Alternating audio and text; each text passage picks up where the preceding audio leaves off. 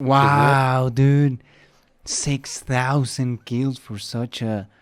I mean, it's kind of an idiotic war, to be honest. Hey, everyone, and welcome to another video. Today, we're going to look at another oversimplified video. This one is very short, and it kind of like says here mini wars. So I guess it's going to be like something really small. And I got recommended this by the comments. So I'm gonna ask you two favors. One, if you could like this video and subscribe to the channel, and two, if you would like to help me out, you can click my Patreon link on the description. Okay, but without further ado, let's watch this. Okay, everything is set up. Stereo speakers, perfect. Okay, quick. You have 2 seconds to name these two countries. Oh.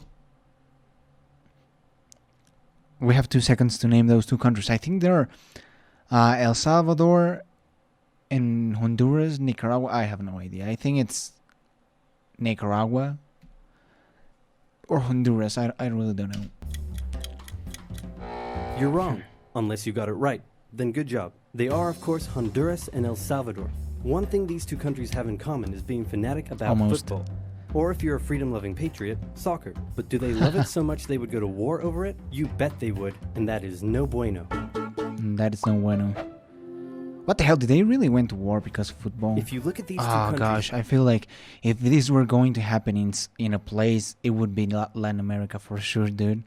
Like, nobody should go to war because of a sport, but if it was going to happen somewhere, it was going to happen in Latin America. You might notice one major difference, and that is that this one is a lot bigger than this one. Yeah. However, this one had a larger population than this one, made up mostly of farmers, and there wasn't enough land for them to live and work on. So they started moving from El Salvador to Honduras in search of land, and by the 1960s, a huge number of illegal immigrants had crossed over the border from El Salvador. Meanwhile, in Honduras had like illegal immigration. And this guy has just staged a military coup to prevent the rise of communism, and is now the military leader of the country. He immediately began harassing the peasants' unions and other left-wing groups, but he's a little insecure about the legitimacy of his leadership. So he holds an election and wins, but then the opposing party says, hey man, that election... Okay, give me just a second. Let me see if everything checks out. ...was clearly corrupt and fraudulent, and also you've been bribed by the rich American banana companies who are taking all of our bananas tax-free, and now our economy is in ruins, and everyone started to get mad at him. Now, if you ever find yourself the barely legitimate military leader of a corrupt Central American country, and you start getting into hot water, here's a bit of advice that has been tried and tested throughout the centuries. Blame something else. So he blamed the Salvadoran immigrants for stealing all the land and all the jobs and ruining Honduras. The immigrants found themselves under attack by the hostile locals, egged on by the rich American banana companies who wanted all the bananas to them. How do you know, dude? I mean, despite being so close to those countries, I literally have no idea about El Salvador or Nicaragua. How they knew they were illegal immigrants? Did they have like different accents? If someone from El Salvador is like watching this, it'd be helpful. The Honduran government began evicting Salvadoran immigrants who had been living on the land for generations and started sending them back to El Salvador. The Salvadoran elite were furious and protested, citing moral reasons, but in reality, they were just getting a little too crowded. So tensions were about as high as they could be, but then...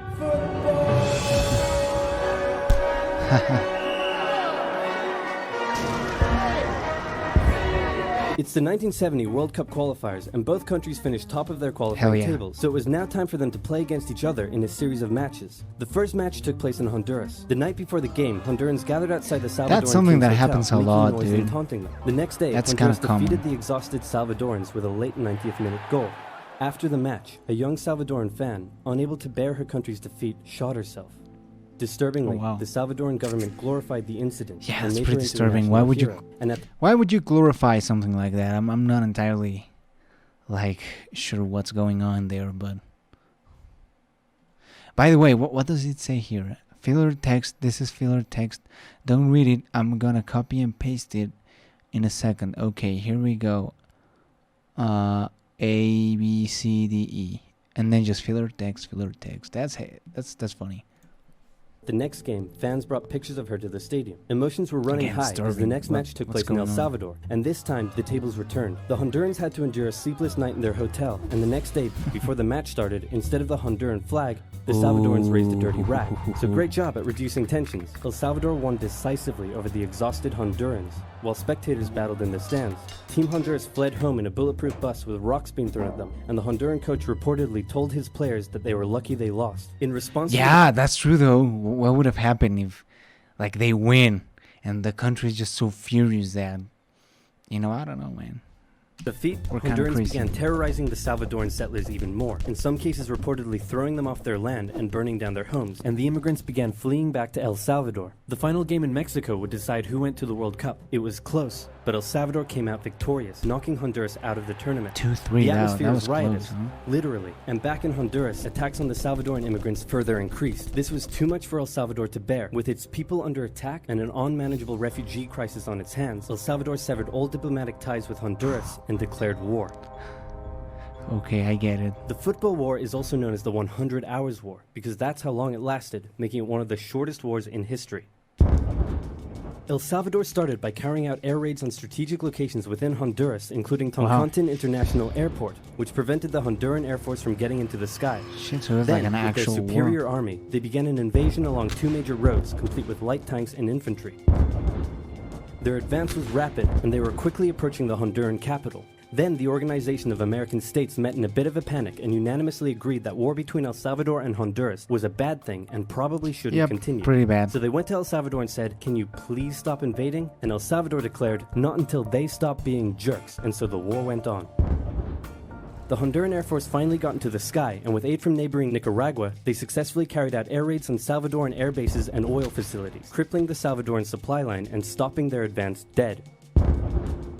Caught in a bit of a stalemate, the situation was no longer advantageous to El Salvador, so when the Organization of American States once again asked them to stop and agreed to ensure the safety of the Salvadoran immigrants, El Salvador relented, and a ceasefire was organized on the 18th of July. That was short. Then the OAS said, "Can you now please withdraw your troops from Honduras? No, please, no, please, no, please, no. Do it or we'll sanction you." You know what? Just for you, I'll do it. So El Salvador pulled its troops out of Honduras on the 2nd of August, and with casualties in the thousands... Wow, dude. 6,000 kills for such a... I mean, it's kind of an idiotic war, to be honest. I mean, 6,000 got killed, 15,000 injured. That's a lot of people. That's a lot of individuals. Man, we're not great as Latin America. But anyways, let's see what's up. The economies of both nations were damaged by the war, and El Salvador didn't have the capability to take care of all the returning immigrants, a crisis that eventually helped cause a civil war. The war left behind land and border disputes, some of which are still a cause of tension to this day. El Salvador went on to play in the World Cup, but lost every match they played and didn't make it past the group stage. 3-0 against Belgium, 4-0 against Mexico, and 2-0 against the Soviet Union. Crazy. So in the end, nobody achieved anything, and there were no winners. Except for this guy.